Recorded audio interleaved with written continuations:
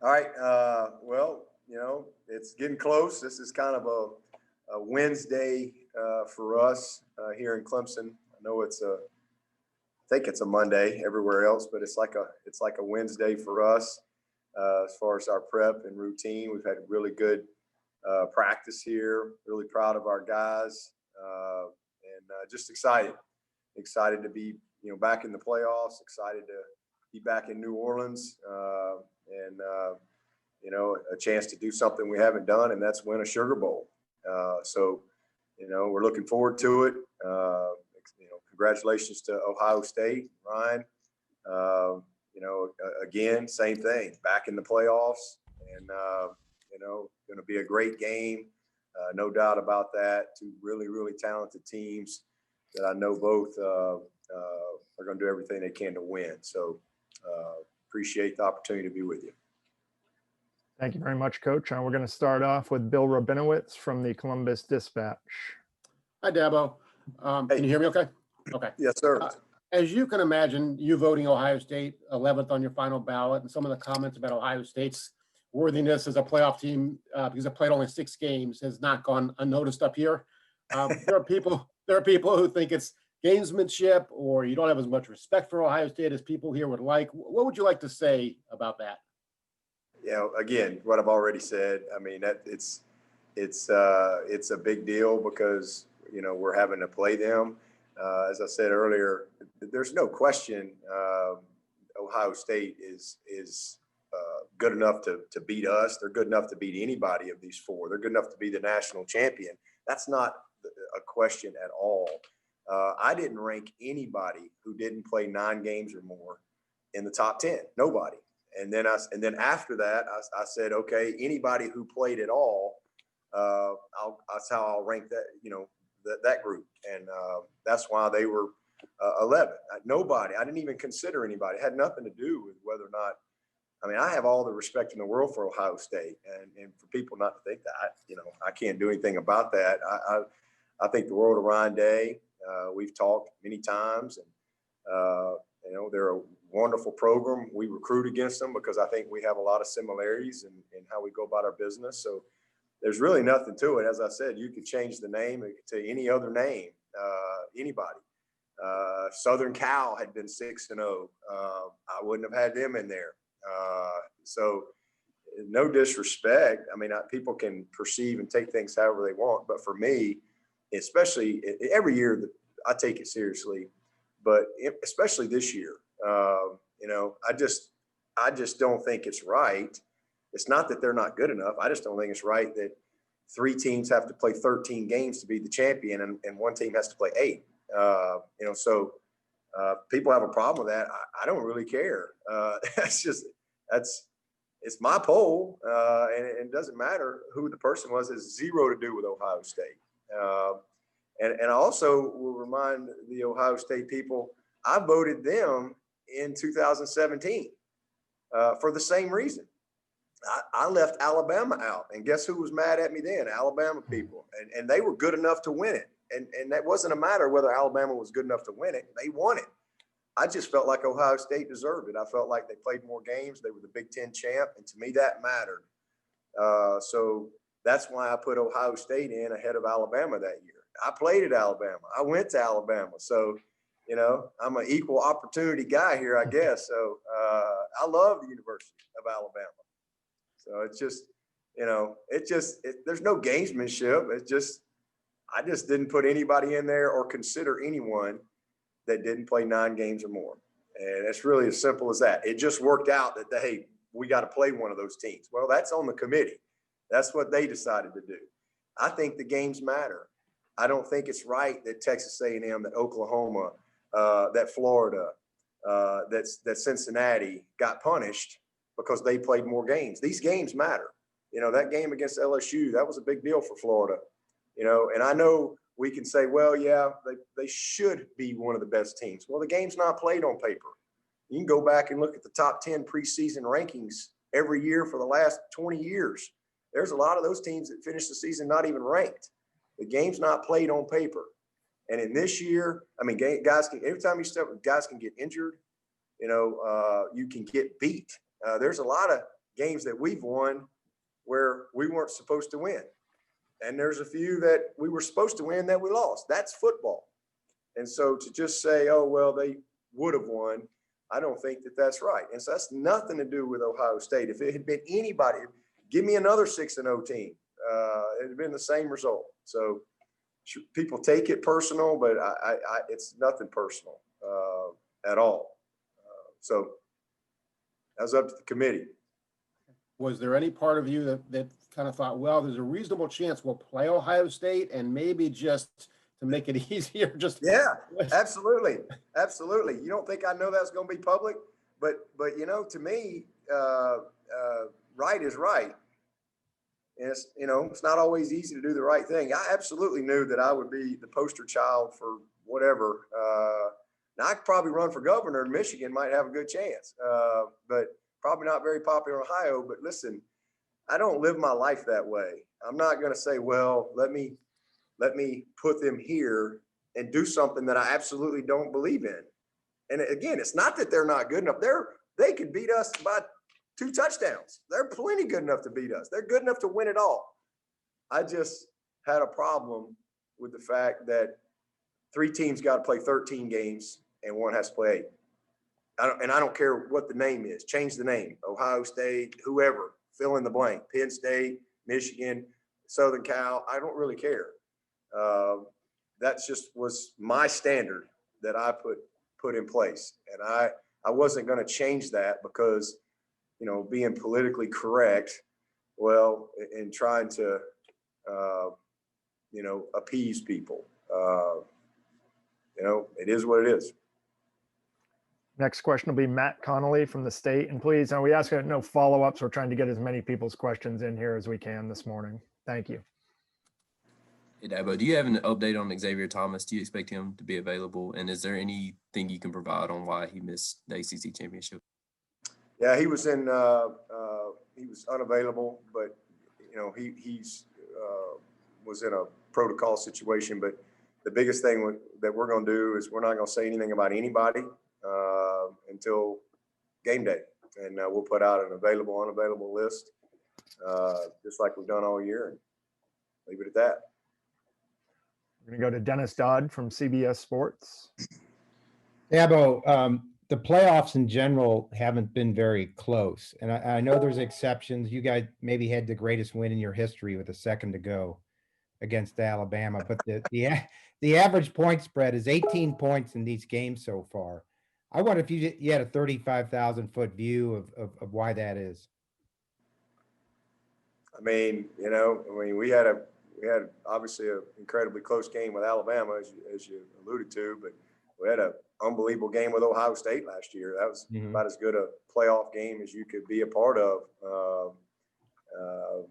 The others we've had, you know, haven't been as close, but, you know, I just think that, you know, it's a big stage, and it's a game of a few plays. It's a game of momentum. You know, those type of games, momentum is a huge, huge thing. And then just, you know, sometimes games can get away, you know, turnovers, et cetera. I know when we played Alabama in the playoff, the one time we played them in the playoff game in New Orleans there, you know, we had 2 back-to-back turnovers. We're in the game and we're driving with a chance to score and take the lead. And we get a pick, runs it all the way back to the 10. They score. The very next play, we throw a pick 6. And it's, you know, it's just a few plays. And again, the momentum, and sometimes it's just, it's hard to turn it. And then, you know, just, I think the best teams have won. You know, that's my opinion. I think the better teams have won the games. We're going to go to Nathan Baird from Cleveland.com. Hey, Dabo, as you watch Justin Fields preparing for this game, what jumps out at you, and anything that you've seen that compares and contrasts with the quarterback you saw last year? Well, he's very confident. I mean, he's a great football player. I mean, this guy's, you know, he's going to be a top 2 pick, top 3 pick. I can't imagine he wouldn't be. I mean, he can do it all. You know, it's another year in the system. And, you know, he's just a dangerous guy. I mean, he's got great confidence in what they're doing. He understands his progressions. He's gone through his progressions very well.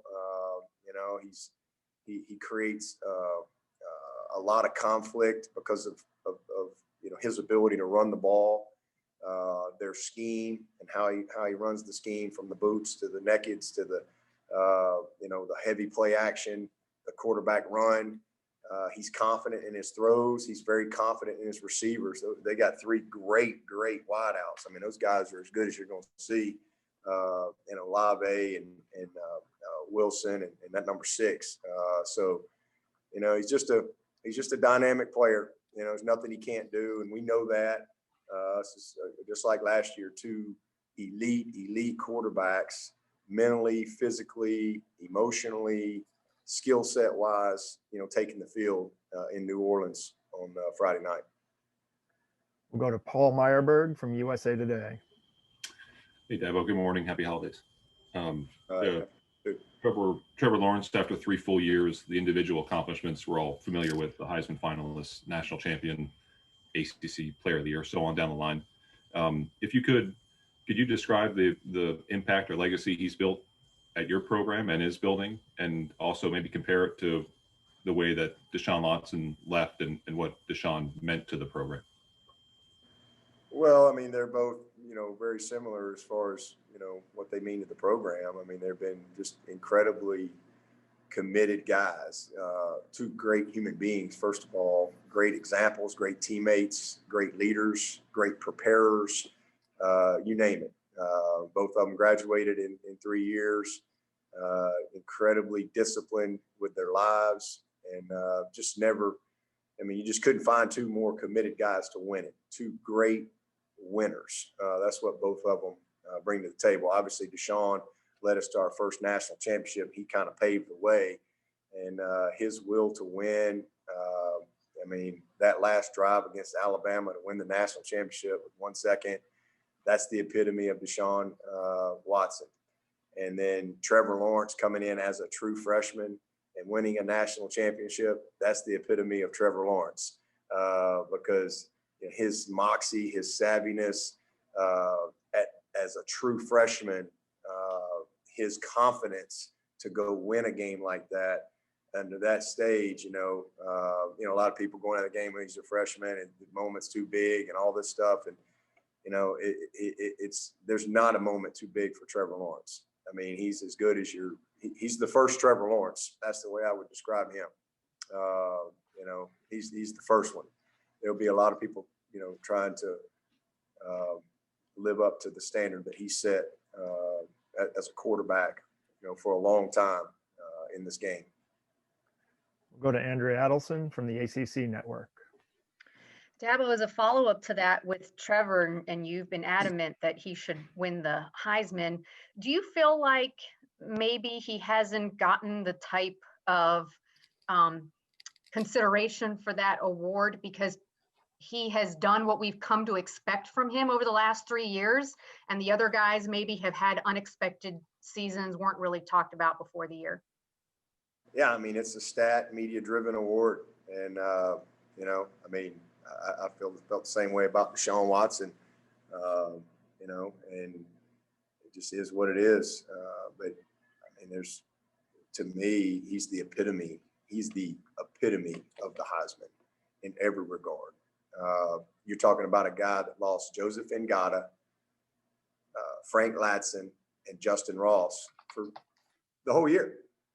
And he's thrown for more yards than any team in the history of Clemson this year. Unbelievable what he's done.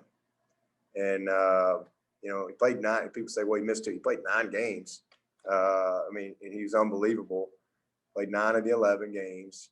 And, you know, it's just amazing. If you really know what you're looking at, what he does and how he makes everybody else better, how equipped he is, his ability, his knowledge. I mean, it's just off the charts. And again, and I know it's not a pro potential award, but you know, he's lost one game. It's not a career award either. We all know that, but his season has been the best he's been, and he's 34-1 or whatever as a starter. There's not a better, and that is not a knock on anybody. There's some amazing young football players out there, college football players that are very deserving of the Heisman, absolutely. But the best player in the country is Trevor Lawrence, and you know, it's to me, it's not close. But you know, it's not up to me. You know, it's not. I don't get a vote in the Heisman, but and obviously I'm biased, but for good reason. We'll go to Dan Hope from 11 Warriors. Hey, Dabo, you've had a lot of teams here in the college football playoff. How do you feel like this year's team stacks up with the other teams you've gotten to this point? Similar, you know. I mean, every team's kind of had a different path, and you know, I've never really had a team that's had the challenges of this team. Nobody has. There's nobody in the playoffs that have had to deal with what it took to get to this point. You know, so this team's unique in that way, but similar in, you know, I feel good about how we're built. You know, I like our guys in the trenches on both sides. We've had great quarterback play. We've got some explosive skill, and you know, we're starting to play our best football, and I still think our best football is still in front of us. So. Similar. We'll go to Trevor Groves from cutigers.com. Hey, Coach. Hope you had a Merry Christmas. Just wanted to ask you about Coach Coombs. What have you seen from him this year? Ohio State's defense schematically, how is it different or similar from what you saw last year with Coach Hafley? And from a personnel standpoint, I know they lost a lot of talent on the back end. What have you seen from their personnel this year? Very similar, and why would it not be? You know, I mean, they're really good, and not much has changed. They're a little bit more to safety, maybe just a hair more to safety, but you know, they believe in what they do, man. They're built to stop the run, and that's so more similar than not. And personnel wise, you know, I mean, they're no different than we are. They lose good players every year, just like we do, but they replace them with good players every year, just like we do. And they do a good job of developing their guys. You know, I thought, you know, we did not play well, you know, in the game last year. They did a great job. I didn't think we played great at wideout. You know, the best thing we did is we took care of the ball, and that was the difference in the game. But you know, we got to play better than we did last year. That's for sure. And but you know, they're built the same. Really good up front. Those D tackles are really good players. They've got depth at end, a lot of experience at linebacker. You know, they've moved Wade to corner. That's different from last year, but he's an elite player. Number 7, same thing, man. Those safeties. I mean, you know, 5, Browning. I mean, all those guys. They're really good football team. And again, built in the trenches, built in the front 7, and built to stop the run. So we'll have our hands full. We have time for one final question. We'll go to the phone of Ralph Russo from the Associated Press.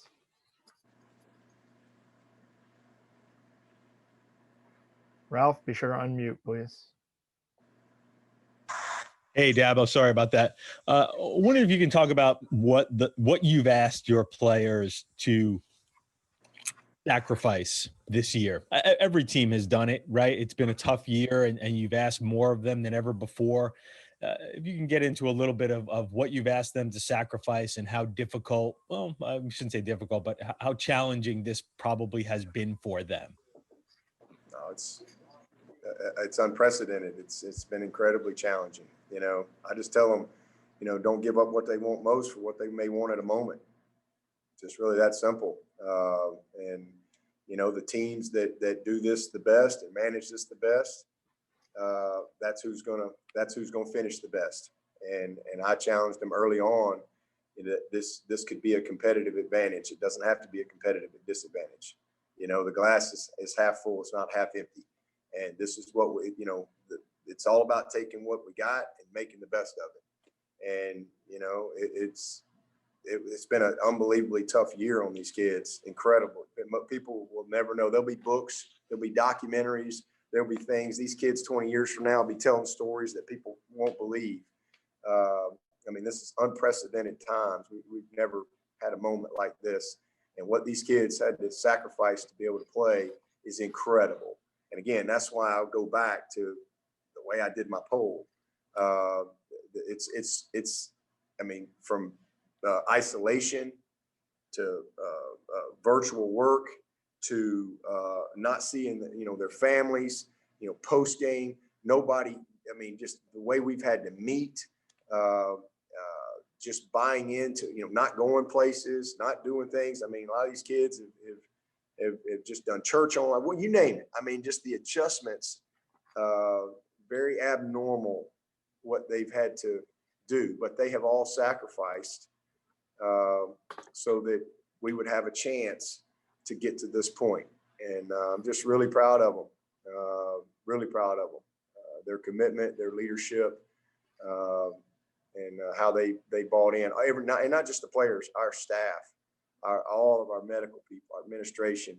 It has been an unbelievable undertaking that we've all been a part of. And hey, we're near the end here, and everybody's just got to stay committed. Every time we tested 4 times a week, and every time we get that test. But again, just the discipline that they've had to apply to their lives has been incredible. And I'm just super proud of them. And most people, I think, don't really understand what all has gone on this year. But this team in particular really fought to play. They fought to play the game, and I'm so thankful that we have been able to play. This has been a year I'll never forget. This is one of the closest teams I've ever been a part of. As a result, because we've just had each other, and so looking forward to seeing them finish well.